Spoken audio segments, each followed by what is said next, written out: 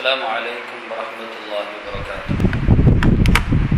وكيف تنكر حبا بعد ما شهدت به عليك عدول الدم والسقم. مولاي صل وسلم دائما أبدا على حبيبك خير الخلق كلهم. وأثبت الوجد خطي عبرة وظنا مثل البحر على خديك والعلم. مولاي صل وسلم دائما أبدا على حبيبك خير الخلق كلهم.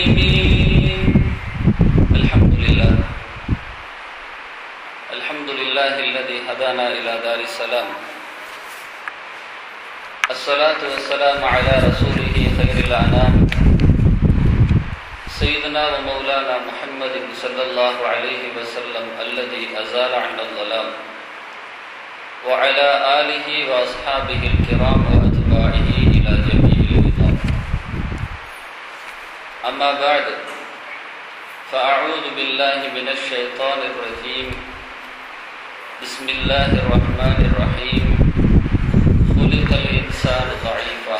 صدق الله مولانا العظيم وصدق رسوله النبي الكريم، ونحن على ذلك من الشاهدين والشاكرين، والحمد لله رب العالمين.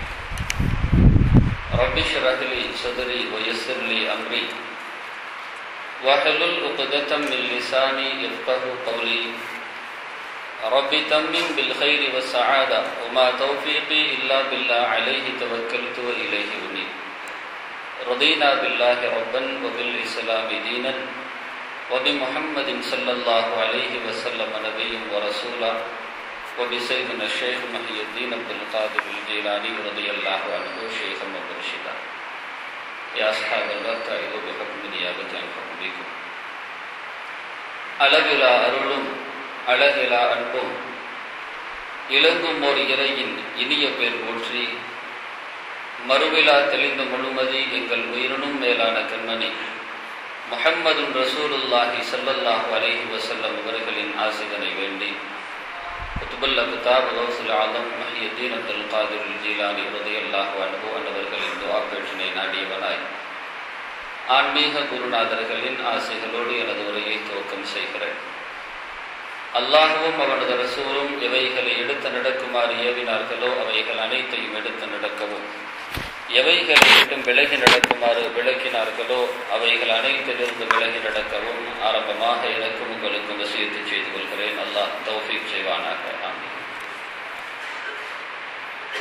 சங்கைக்கும் மரியாதைக்கும் உரிய உலமாக்களே, கண்ணியத்திற்குரிய பெரியோர்களே, அருமை இளைஞர்களே, பாசத்திற்குரிய தாய்மார்களே, சகோதர சகோதரிகளே, புனிதமிக்க இந்த நல்ல நிகழ்வில் நம்மை ஒன்று கூட்டி நல்லதை சொல்ல அதை கேட்க ஏற்பாடு செய்த ரப்புல் ஆலமீன் அல்லாஹ் ஜல்ல ஷானஹு வ தஆலா அதன் வழி நடப்பதற்கும் தௌஃபீக் செய்வானாக. ஆமீன். கண்ணியத்திற்குரிய பெருமக்களே,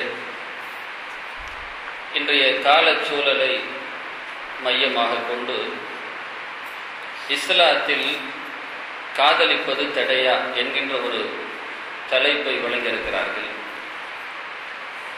இன்றைய சூழலும் இங்கு உள்ள சூழலையும் மையமாக வைத்து வழங்கப்பட்ட தலைப்பு. இதன் அடிப்படையில் எனது உரையை அமைத்துக் கொள்ளலாம் என்று நான் விளைகிறேன். இஸ்லாம் என்பது ஒரு அற்புதமான மார்க்கம். மற்றவைகள் எல்லாம் மதங்கள் என்று சொல்லப்படும். இஸ்லாம் மார்க்கம் என்று போதிக்கப்படுகிறது. இந்த இஸ்லாமிய மார்க்கம் இந்த உலகத்தை மாத்திரம் மையமாக கொண்டது அல்ல, இதற்கு பின்னால் உள்ள சில வாழ்வையும் அடிப்படையாக கொண்டது. இந்த உலகம் மாத்திரம் இந்த இஸ்லாத்திற்கு ஒரு வாழ்வாதாரம் அல்ல. இந்த உலகமே நாளை மறுமைக்காக வேண்டி உள்ள வாழ்க்கை என்பதை நாம் புரிந்து கொள்ள வேண்டும். கபர் என்ற அடுத்த வாழ்க்கை இருக்கிறது, மஹ்ஷர் என்ற அதுக்கு அடுத்த வாழ்க்கை இருக்கிறது, இறைவனுடைய சந்நிதியில் அனைவரும் நிற்கக்கூடிய ஒரு நாள் இருக்கிறது. அதற்கு பின்னால் யார் யாருக்கு என்ன என்ன முடிவுகள் வழங்கப்படும் என்கின்ற ஒரு சூழல்கள் எல்லாம் இறுதி வரை நமக்கு இருக்கிறது. எனவே தான் இந்த இஸ்லாம் எல்லாவற்றிற்குமே ஆரம்பத்தில் ஒன்றை போதிக்கும், ஈமான் என்கின்ற அம்சத்தை. ஈமான்தாரிகளாக நாம் இருக்க வேண்டும் என்பதை வலியுறுத்தி காட்டும். அந்த ஈமானில் பிரதானமான அம்சம் முதலில் அல்லாஹ்வை ஏற்றுக்கொள்வது, அல்லாஹ்வுடைய ரசூலை ஏற்றுக்கொள்வது, வேதத்தை ஏற்றுக்கொள்வது, மறுமை நாளை ஏற்றுக்கொள்வது, மலக்குமார்களை ஏற்றுக்கொள்வது, நல்லவைகள் தீயவைகள் எல்லாம் இறை கற்பனையின் அடிப்படையில் நடப்பவை என்று ஏற்றுக்கொள்வது, இவைகள் எல்லாம் ஈமானிய அம்சத்தில் கட்டுப்பட்டது. ஏன் இவைகள் எல்லாம் சொல்லப்படுகிறது என்றால், அல்லாஹ்வை ஏற்றுக்கொள்ளுகிற பொழுது அல்லாஹ்வுடைய வல்லமையை நாம் புரிந்து கொள்ள முனைகிறோம். ரசூலை ஏற்றுக்கொள்ளப்படுகிற பொழுது அந்த ரசூலுடைய கட்டளைகளை எடுத்து நடப்பதற்கு வலியுறுத்தப்படுகிறோம். இப்படி ஒவ்வொரு ஈமானிய அம்சங்கள், அது விரிவான செய்திகள். ஆக இறைவனை நம்பிய நாம் இறைவனையே நாம் ஒரு வழிகாட்டி, இறைவன் சொன்னதையே நாம் வழிகாட்டியாக எடுக்க வேண்டிய கடமைப்பாடு நமக்கு இருக்கிறது. ஏனைய மார்க்கத்திற்கும் நமக்கும் மத்தியில் உள்ள வேறுபாடு, நாம் இறைவனை மாத்திரம் நம்பக்கூடியவர்கள், இறைவனின் கட்டளையை மாத்திரம் செயல்படுத்தும்படி பணிக்கப்பட்டவர்கள். ஏன்னு சொன்னா அல்லாஹ்வே சொல்லி காட்டுவான், நீங்கள் நினைக்கக்கூடிய சில நல்லவைகள் என்று நினைக்கக்கூடியது உங்களுக்கு அது கெடுதலா கூட போயிடலாம். நீங்க கெட்டதுன்னு நினைப்பீங்க, அது நல்லதா கூட போயிடலாம். நீங்க ஒன்றை விரும்புவீங்க, அசான் துஹிப்புஹு ஷைஅன் ஃபஹுவ ஷர்ருல் லக்கும், அது உங்களுக்கு கெடுதலா போயிடலாம். அசான் தக்ரஹு ஷைஅன் ஃபஹுவ கைருல் லக்கும், நீங்க ஒன்றை வெறுப்பீங்க, இதெல்லாமா இதையா செய்யறது அப்படின்னு வெறுப்பீங்க, ஆனா அது உங்களுக்கு நல்லதா போயிடும் அப்படின்னு அல்லாஹ் குர்ஆன்ல சொல்லி காட்டுறான். அப்போ நம்மை பண்படுத்துகிற விதத்தில் நம்மை சரிபடுத்துகிற அந்த வழிமுறையை அல்லாஹு தஆலா அவன் தேர்ந்தெடுத்துக் கொண்டான். என் அடியான், என்னால் படைக்கப்பட்ட அடியான், என்னால் வார்த்தெடுக்கப்பட்ட அடியான், நான் தான் அவனை பராமரிப்பேன், நான் தான் அவனுக்கு உணவுகளை வழங்குவேன் என்றெல்லாம் இறைவன் அருள்மறையில் தெளிவான முறையில் சொல்லி, நீங்கள் என்னை பின்பற்றுங்கள், எனது கட்டளையை நீங்கள் ஏற்ற நடங்கள் என்று அல்லாஹ் பணிக்கிறான். ஏன்னு தெரியுமா? இவ்வளவு நான் ஏன் சொல்றேன்னா, நீங்க கடைசியில வேற எங்கேயும் போறது இல்ல, என்கிட்ட தான் வரப்போறீங்கன்னு சொல்றோம். நீங்க வேற எங்கேயும் போறது இல்ல, எல்லாம் பண்ணனால நீங்க எங்க தான் வரப்போறீங்க, என்கிட்ட தான் வரப்போறீங்க, என்ன தாண்டி நீங்க எங்கேயும் போக முடியாதுன்னு அல்லாஹ் சொல்லி காட்டுறான்.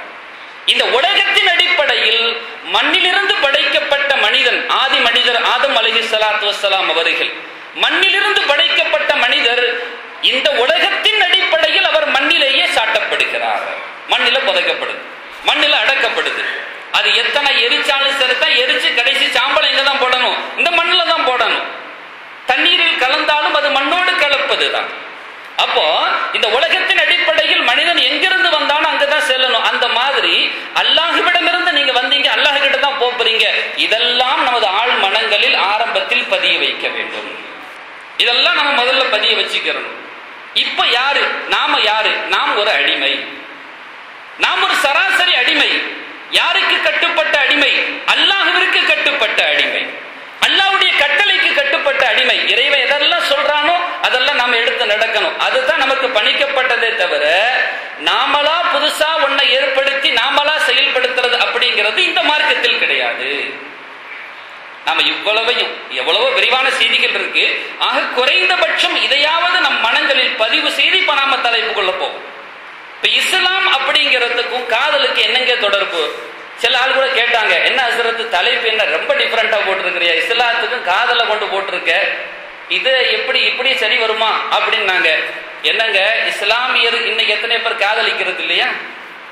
இஸ்லாமியர்கள் எத்தனையோ பேர் சீரழிகிறது இல்லையா? இஸ்லாமியர்கள் எத்தனையோ பேர் தன்னுடைய தடம் புரண்டு சுற்றுவது இல்லையா? அதெல்லாம் சரி வருமா? ஆனா பள்ளிக்கு தொலை வர்றார், தொலை வரத்தான் செய்யறார், அதுல எந்த பிரச்சனையும் இல்லை. ஆக இப்ப நாம இந்த காலத்தின் சூழலை கருதி தெளிவுபடுத்துறோம். உங்களுக்கு சந்தேகங்கள் இருக்கும், அந்த சந்தேகங்களை இன்ஷா அல்லாஹ் இஷா தொழுகைக்கு அப்புறம் கேள்வி பதில் நிகழ்ச்சின்னு வச்சிருக்கிறாங்க, நீங்க அதுல கேட்கலாம். நான் சொல்லுகிற இந்த மையத்தின் அடிப்படையில் உங்களோட கருத்து, உங்களோட கொஸ்டினை நீங்க என்ன செய்யுங்க, வைங்க, பிரச்சனை இல்லை.